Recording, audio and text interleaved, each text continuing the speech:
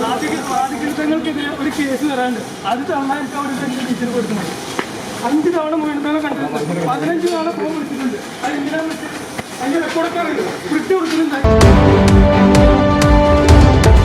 മുസ്ലിം league സംസ്ഥാന അധ്യക്ഷൻ പാണക്കാട് സാദിഖ് അലി ശിഹാബ് തങ്ങളെ അപകീർത്തിപ്പെടുത്തി 15 കോടി രൂപ തട്ടിയെടുക്കാൻ ശ്രമിച്ച കേസിലെ പ്രതി മുഹമ്മദ് റോഷനാണ് അറസ്റ്റിലായത്. ഒളിവിലായിരുന്ന പ്രതിയെ പെരിന്തൽമണ്ണ SHO സുമേഷ് സുധാകരന്റെ നേതൃത്വത്തിലാണ് പിടികൂടിയത്.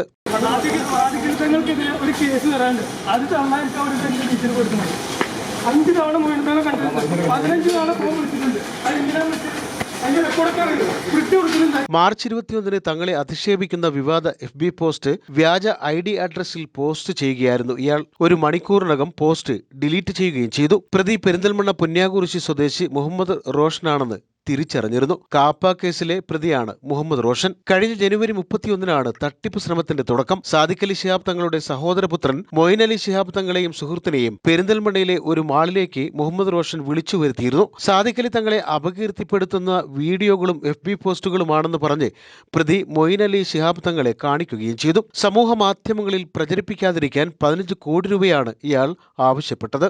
ജനുവരി 21 ഫേസ്ബുക്കിൽ വ്യാജ IDയിൽ സാദിഖ് അലി തങ്ങളെ അധിക്ഷേപിക്കുന്ന പോസ്റ്റ് പ്രത്യക്ഷപ്പെട്ടു. ഇത് ശ്രദ്ധയിൽപ്പെട്ട ഉടനെ പോലീസിൽ പരാതിപ്പെട്ടിരുന്നു.